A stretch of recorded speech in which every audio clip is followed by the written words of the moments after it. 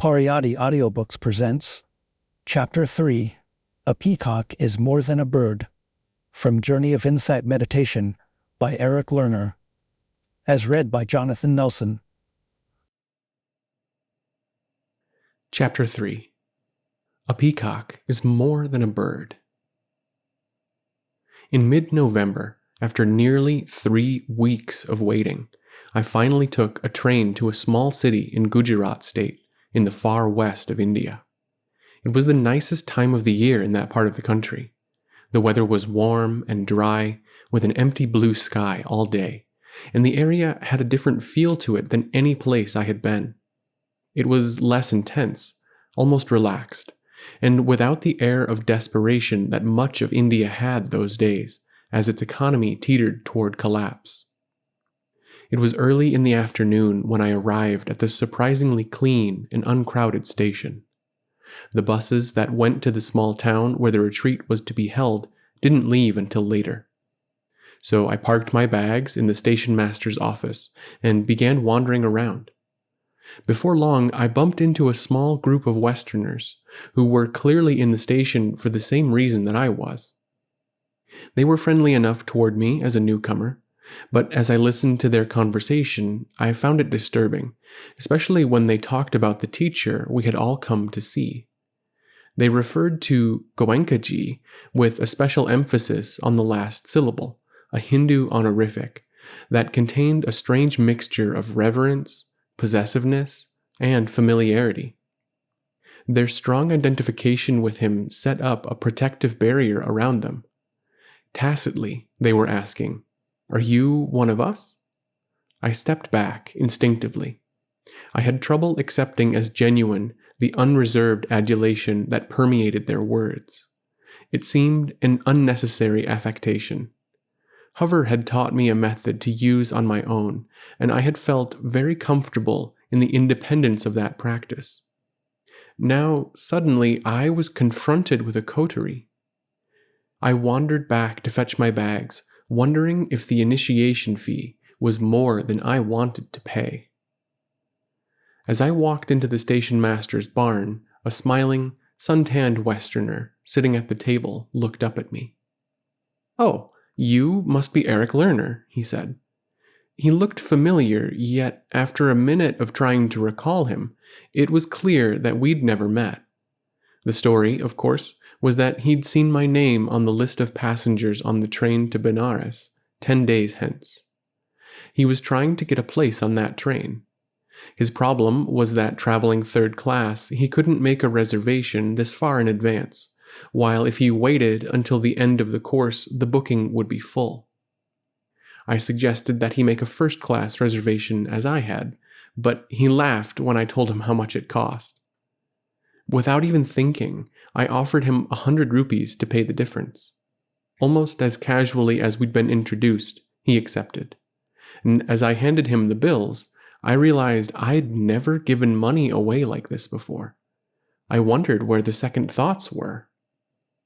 His name was Travis, and as we walked around the train station, I was conscious of how at ease his presence made me feel.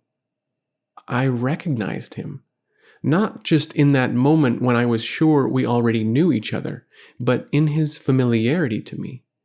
Now it was very clear why all these other Westerners seemed like strangers to me, much stranger than Indians.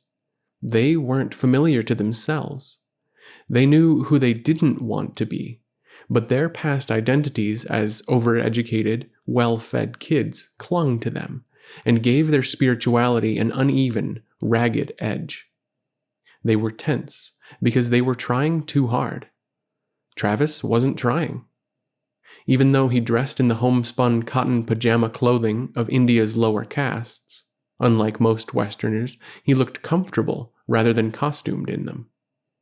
His body radiated a certain vibrant energy which most Westerners in India lacked, either from drugs, poor health, or a subtle attempt to escape the particular physical circumstances they were born into this lifetime. Travis was perfectly accepting of his circumstances. Neither the inflections of his voice nor his gestures were loaded with borrowed Indianisms. His suntanned, healthy look of a tourist enjoying his stay reminded me how much basketball and body surfing still meant to me. At the same time, though, he was in the midst of a pretty rigorous spiritual discipline. He had just arrived here following a 25-day retreat with Goenka, and after 10 days in this place, he planned on at least a month more of this intensive sitting in Benares. And then? I don't know, he laughed. Blue-gray eyes, bright with the humor with which he embraced this whole adventure. It could be the beach in Goa or a Buddhist monastery after that. Goenka was not among the passengers on the late afternoon express from Bombay, the last train of the day. The assembled group of students and the Indian course organizers waiting on the station platform were momentarily at a loss. The Indians regained their composure quickly, though, and with smiles and assurances bustled us all off into their cars and drove us to the place where the course would be held, a very old Jain temple in a semi-arid plain, far from any surrounding towns. The Jains go back as far as the days of Buddha, 2,500 years ago.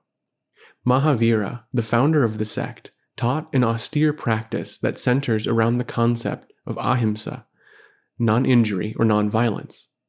His followers carry it out to the extreme. As well as not eating meat or killing any living thing, Jain monks wear gauze cloths over their mouths like surgical masks, so as not to even inhale a flying insect. They religiously strain all their drinking water and carry small brooms to sweep the path before them, so as not to step on any living creature. Like all of India's religious groups, the Jains have undergone quite a transformation over the centuries.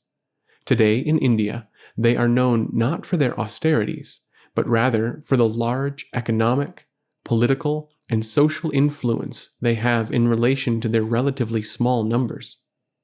They are a very tight-knit community, and I couldn't understand why some 40 distinguished members of the local Jain priesthood, both monks and nuns, were participating in the meditation course, conducted by a caste Hindu delivering the teachings of the Buddha. The temple seemed the perfect site for a retreat. Drab stone exteriors hid marble floors, vibrantly colored wall murals, and lattice-like stone carvings within. The large central meeting hall and a small courtyard set aside for the course were surrounded by sleeping cottages, and the entire complex of temples was surrounded by outer walls. In the early evening, the 8 Westerners and the large number of Indian lay people who would be making this retreat sat in silence waiting for our teacher. I was busy watching my breath when the side doors of the hall flapped open and the entire contingent of Jain monks and nuns made their entrance. They were quite impressive in their immaculately starched white garments. Most of them looked like they had never missed a meal, and they walked with the assurance that comes only from authority. Their priestliness was unmistakable. So was the hierarchy among them. 4 or 5 fierce-looking older men led the show. A number of Indians stood and bowed as they passed by, but most of the priests did not even deign to recognize the gesture.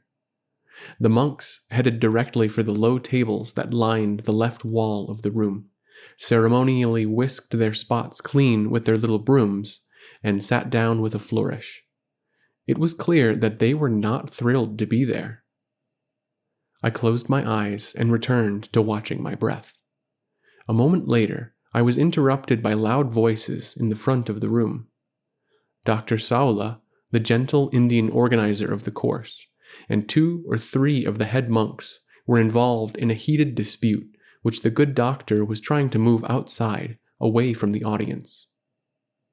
The monks objected to the height of the platform that had been prepared for Goenka at the front of the room.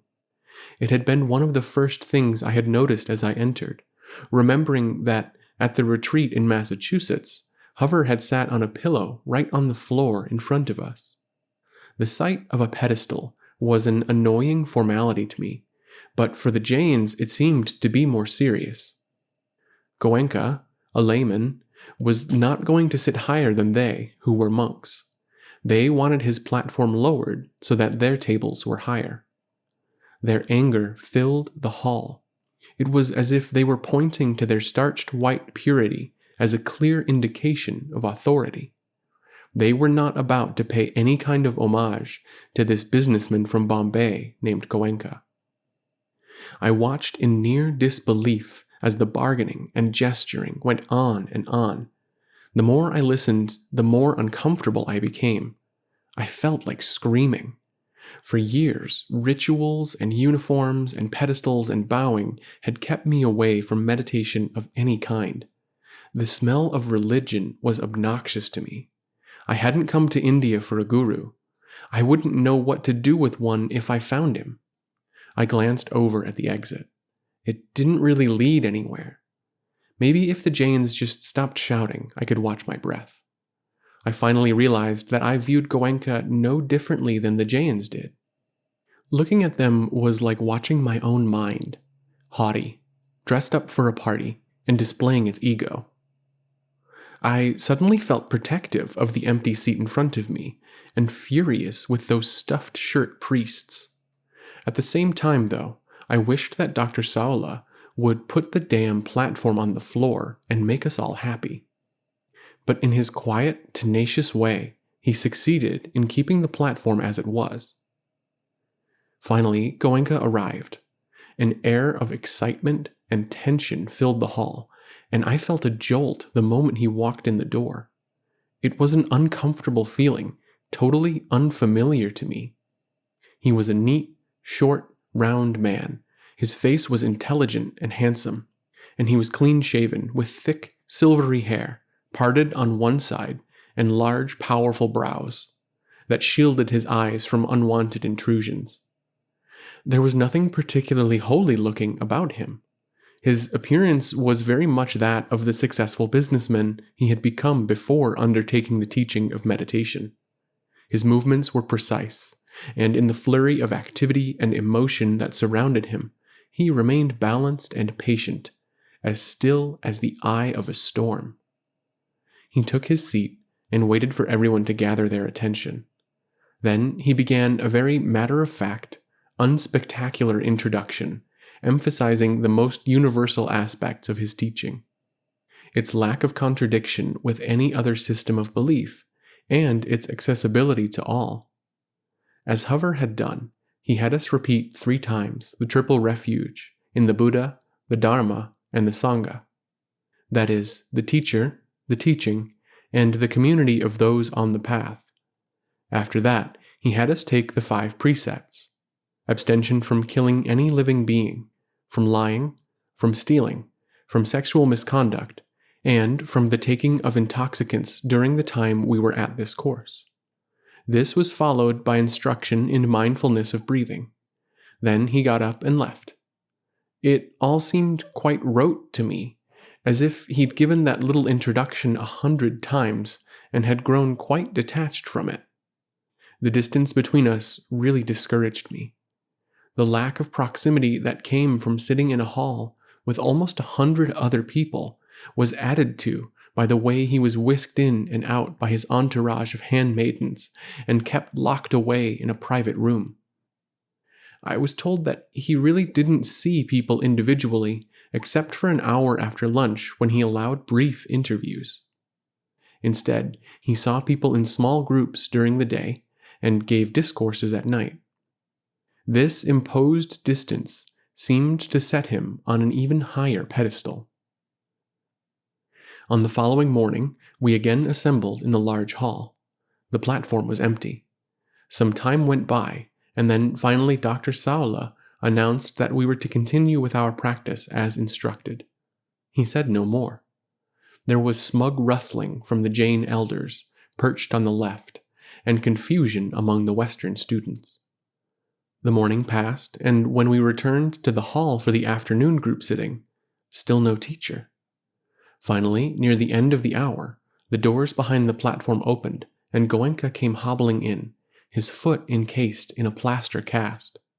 He had broken a bone when he tripped and fell during an exercise walk after breakfast. I felt a little like pointing out to his more devoted followers that God doesn't wear a caste. But Goenka silently pointed out to us that ordinary men don't react to a broken foot the way he did. His enormous, good-natured smile said he was amused by what had happened to him, was doing well despite the pain, and was thankful for all the care and good wishes lavished upon him. His smile, in fact, seemed so powerful that it reflected all the concern and good wishes being sent his way, right back to those in front of him. His full attention never wavered from the job he had to do as a teacher. He worked at it without pause. When I left the hall, bleary-eyed, at 9 in the evening, he was still sitting there, smiling, working, teaching, giving. One afternoon, an accusing shout broke the silence of the meditation hall. I didn't open my eyes, continuing to observe the sensations within my body, as Goenka had instructed us that morning. The shout seemed far, far outside. Then I heard it again, along with a barely audible group gasp. I peeked. One of the young Jain monks was standing directly in front of Goenka, pointing accusingly at him and haranguing him in Hindi. I only caught a few words, but from the gestures I understood that the monk was having a little trouble with his meditation. Nothing, he kept saying. He couldn't feel anything in his body, and he shouted it as if Goenka were to blame. Startled, I looked around for Dr. Saula and his helpers, whom I assumed would drag the man screaming from the hall and lock him up somewhere. But there was the good doctor, sitting immobile at the front of the group, not even turning around at the commotion. The Jain looked slightly dangerous, I thought, his eyes a little wild, his jaw alternately tight and slack. I contemplated an act of heroism. I could tackle him from behind and get him out of here before he knew it. Then I realized I was fantasizing as if I were sitting up there. If I was Goenka, I'd punch the guy out before he blew the whole show. Goenka was smiling, though. The smile unnerved me. Maybe Goenka was a little nervous? Then who's in charge with this madman running loose and everyone keeping their eyes closed? The smile didn't waver. It grew larger. It seemed to encompass the distraught monk, envelop him in some soothing balm. Everyone else in the room was trying to ignore what was going on because the teacher could take care of it. And he did. He cared for the man. Something was passing between them, wordlessly. Goenka was listening, and then he began to chant. He didn't answer the man's objections, didn't instruct him. He quieted his mind until the man was silent. Then the monk sat down. I looked up at Goenka. His eyes were closed again. Nothing had happened. The next morning at 5, as I was meditating in the room I shared with Travis and a few others, I heard Travis apparently getting up to leave. I opened my eyes, and he motioned to me to follow him. It was dark outside, and the sky was still full of stars as we walked to the meditation hall. "He chants for about 40 minutes before breakfast, you know," Travis said. I didn't know. I had thought that he spent the entire morning sitting by himself, so I had never bothered to come to the hall at this early hour. I had sat down in my place in the meditation hall and begun gathering my concentration when I heard the hobbling and rustling as Goenka entered. When he had settled himself on his little platform, he began to sing. I had heard him chant before, at the end of each group sitting, but this was different. Homages to the Buddha, exhortations to meditation, and finally some chants in Hindi that were unfamiliar to me all seemed like one long, extended song.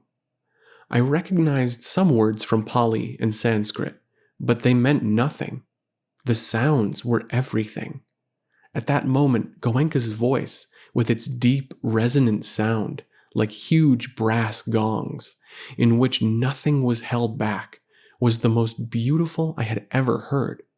It transmitted his entire being, and when it struck my ears, My whole body began to vibrate. Each chant seemed to build and swell like an ocean storm. Each syllable was a unique wave. He hit notes I'd never heard before, bending and drawing out syllables to give each a singular life of its own. Sometimes his voice soared on a single syllable.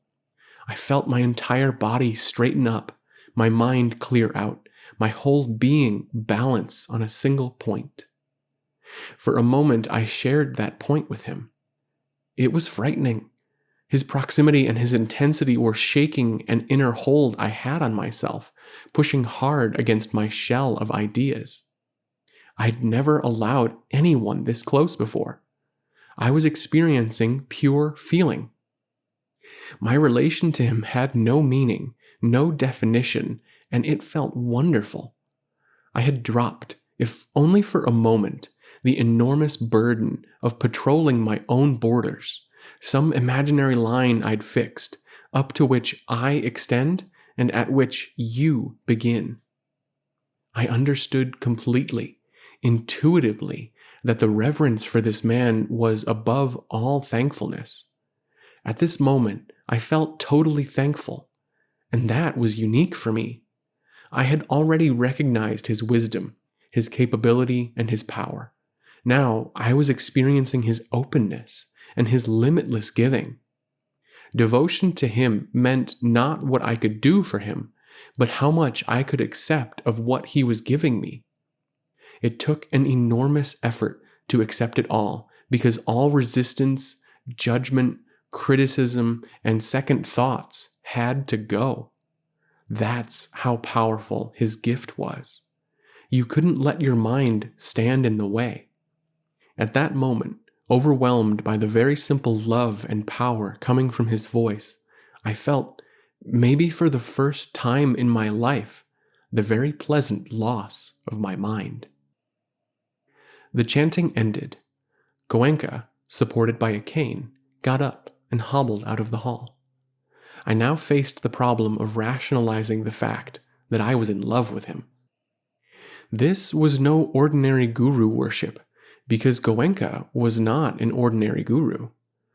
I wasn't really in love with him, but rather with his teaching. Anyway, he didn't demand any kind of devotional ritual, singing or prostrations, which would in any way interfere with my notions of spiritual propriety. My rambling discourse to myself was interrupted by a tap on the shoulder from Travis. We left the hall just as the sun was rising, and as we walked together in silence, Goenka's love still radiated from Travis, who had obviously had much less trouble absorbing it than I.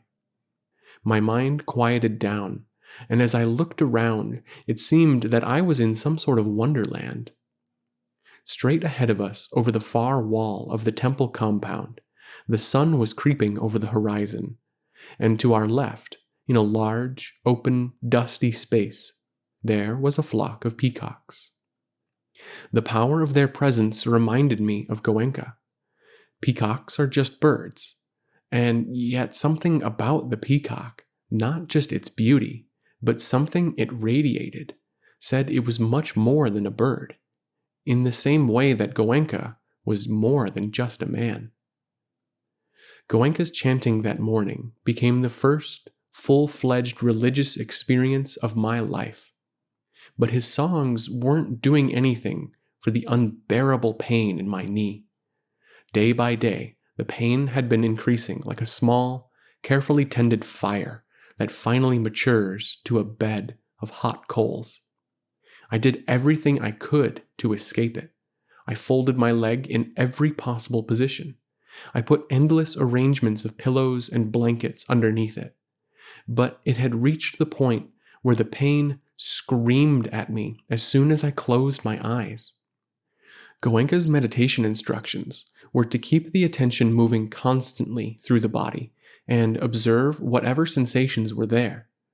But after a while, it was impossible for me to focus on anything but that burning knee. I felt cornered by it, with no escape.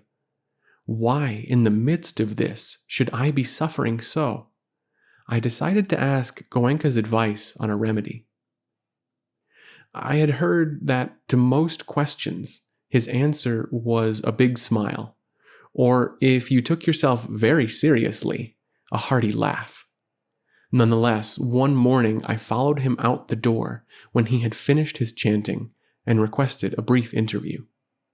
I told him about the pain that was killing me and why my efforts to terminate it had been unsuccessful. I would have settled for a laughing pat on the back and silent encouragement.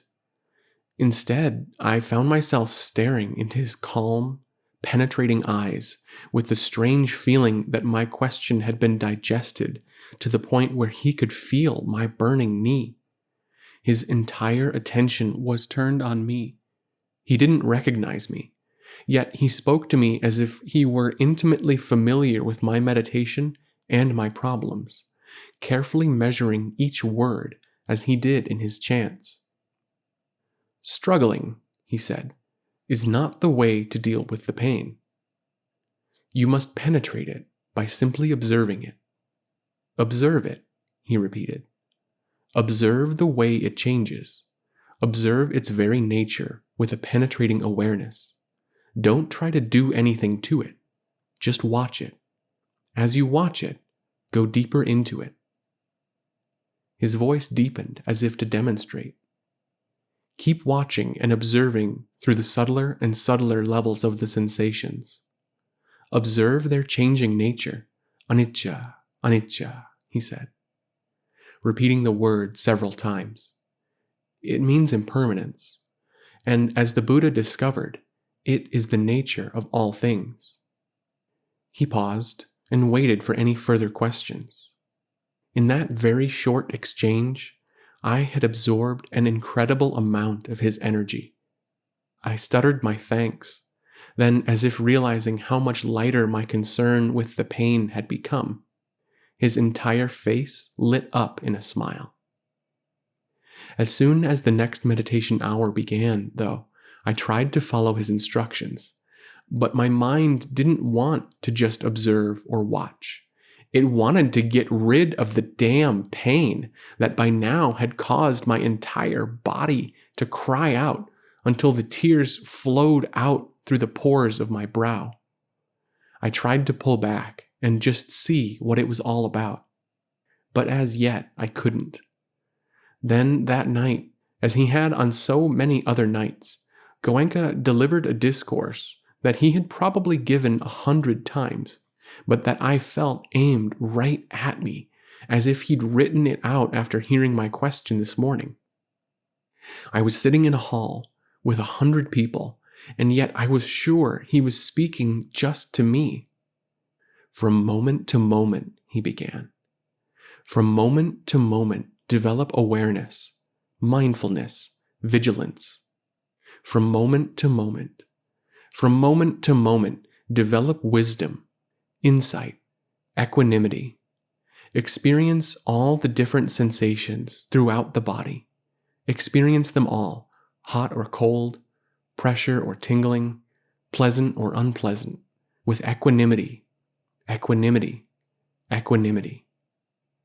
Do not get elated at the pleasant sensations, nor get depressed at the unpleasant ones.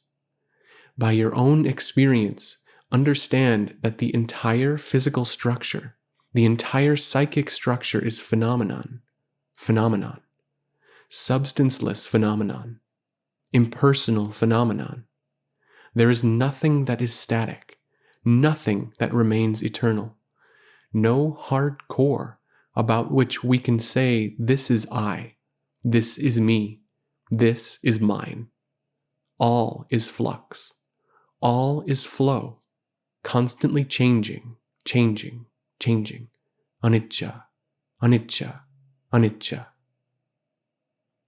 This was his entire teaching. Everything, without exception, is impermanent, anicca. There is no self, no ego, no me that rises above this sea of flux. And with nothing abiding, What can we possibly grab onto and say, this will make me happy? The truth of anicca has no exceptions. Everything endlessly alters. That true nature of all things is the same. To look upon everything as being really the same is to develop equanimity. It was this that Goenka, through his demonstration and instructions, helped others develop. Look upon all things equally, he said, and you will end your suffering. From the time of my arrival, and increasingly as the course went on, Goenka's devotees wanted to talk about love. They called it metta and spoke of it as if it were a personal attribute of Goenka. They also spoke of it as an actual meditation practice. He teaches you to give love, Travis said. I couldn't understand what they were talking about. It smacked suspiciously of the love vibrations of a few years back, and seemed out of place in this meditation practice, which was, as I saw it anyway, a system of purification, of cleaning your mind out. Where did love fit into that? Meditation was about concentration and effort and pain, and now, I'd learned, it involved equanimity. Where did love fit into that? And besides, how does one teach love? On the evening of the 8th day of the course, at the end of the group sitting, Goenka told us to prepare for metta meditation. Then he began a short discourse on the nature of love. First, he talked about it in the conventional sense, the kind of love I knew about. I give you this love if you give me that love. This commercial love, he said, is the accepted basis of the relationships between most people. Metta, loving kindness, has nothing to do with commercial love. It comes from understanding the nature of all things. It doesn't lay hold of anything.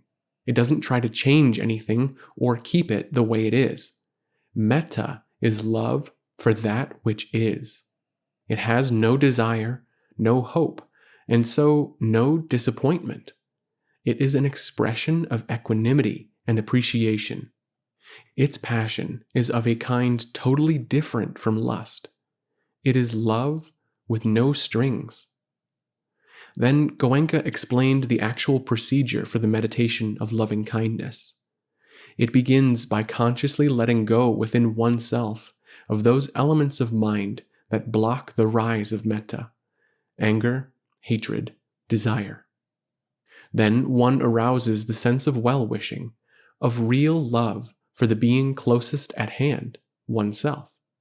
This surprised me, but Goenka explained that love for all beings must begin with that being.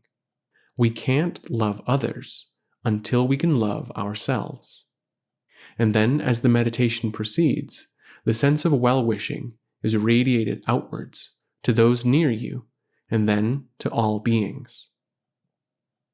At first, the instructions seemed rather abstract, but I soon discovered that my mind, which had been focused intently on my knee for so long, could literally project a wave of good feeling, like a soothing balm, through my whole body and then out into the room.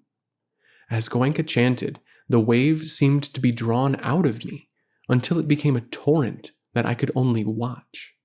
I felt it rolling out of me, intense joy and a conceptless wish for happiness and peace of mind for my being and everyone else's. Goenka had instructed us to let the feeling flow to all beings, and I felt his wave coming at me, then other waves in the room. Then I could no longer differentiate among them. When it ended, I sat on my pillow, slightly dazed, very, very relaxed, and happier than I'd ever been. Everyone in the room, including the Jain monks, looked radiant and peaceful. When I looked up, I saw that Goenka was smiling, almost nodding. He seemed to be saying, "Amazing, isn't it?" It was. I had no idea what it had to do with that hard-headed, unmystical practice I'd come to India for. But I no longer cared.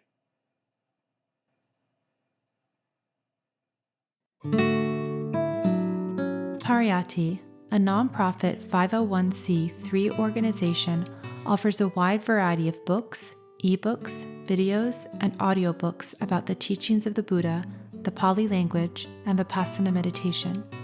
Browse our complete catalog at www.pariyatti.org.